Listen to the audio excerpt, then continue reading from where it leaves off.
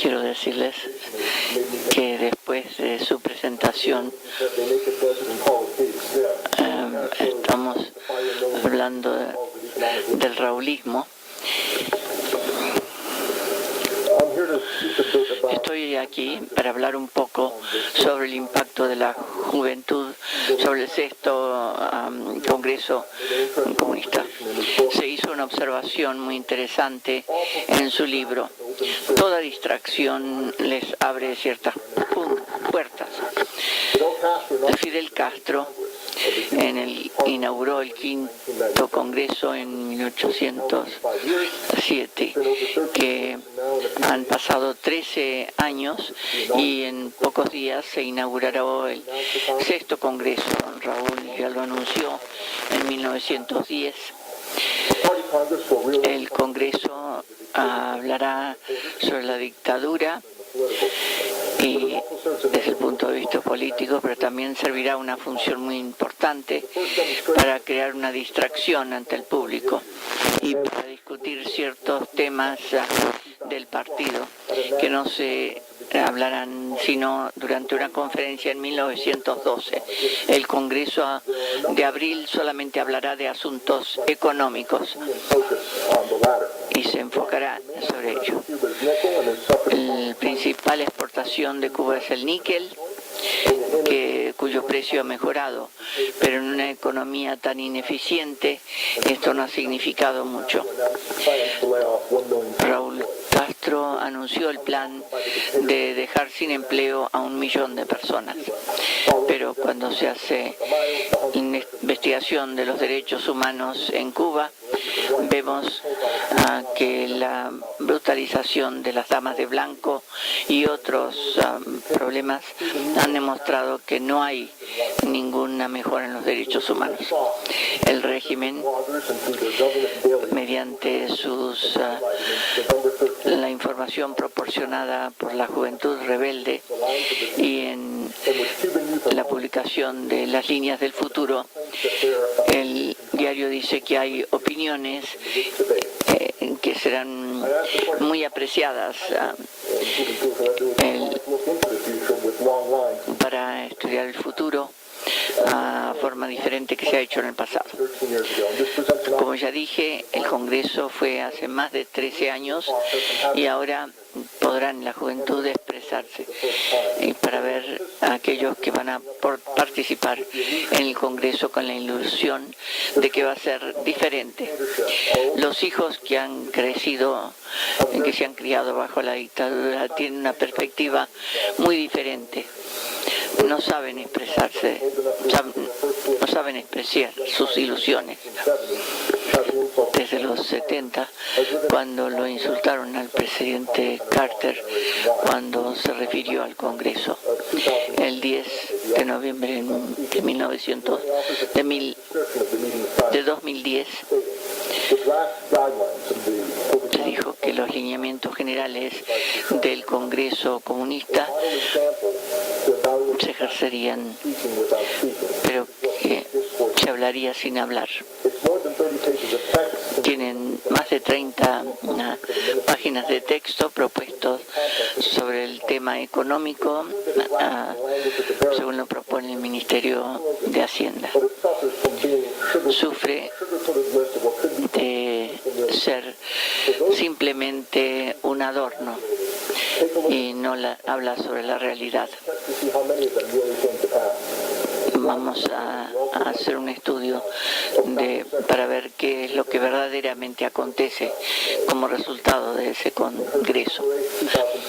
En diciembre del 2010 se describían los cambios que debieran requerirse, sobre todo en los sectores públicos. Si hablamos de la dirección de ese partido tan glorioso o del futuro del gobierno, solamente tendría 3 páginas el texto. Para hacer lo peor, el gobierno está cambiando el personal de una sección a otra y hay una situación muy extraña.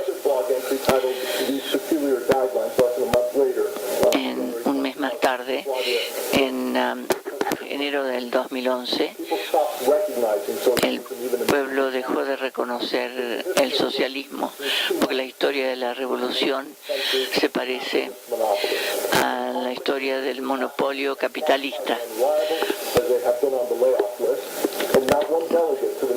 Ni uno de los delegados a la Asamblea Nacional habla sobre las personas. Se habla solamente de que van a dejar a 500.000 personas desocupadas.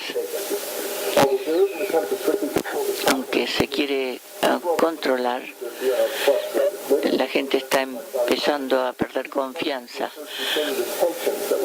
Hay tensión.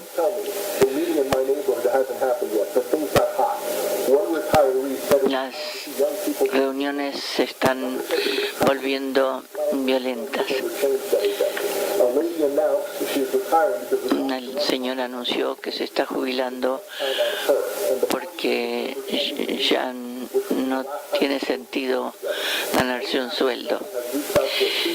El gobierno habla con la gente que está cansada de escuchar lo mismo una y otra vez.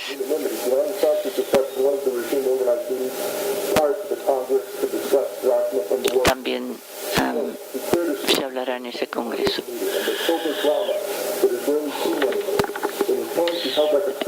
En sus manos, uno de los miembros de la asamblea tenía un libro y los otros presentes asentían simplemente con la cabeza, y dijo que solamente se permitirá hablar sobre la economía del país. Y a los que no les gustaba podían salir del país. Lo económico, dijo, es lo más importante.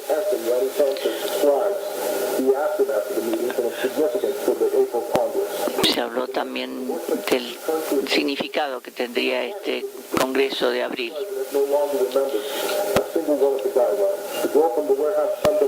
Nadie recordaba cuáles eran los lineamientos generales que debía tener la conferencia.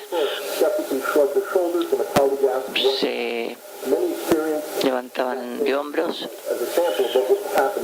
hablaban de lo que podría suceder, pero en pocos meses verán los resultados de ese congreso en sus televisores. En el caso del régimen de Castro de los últimos años,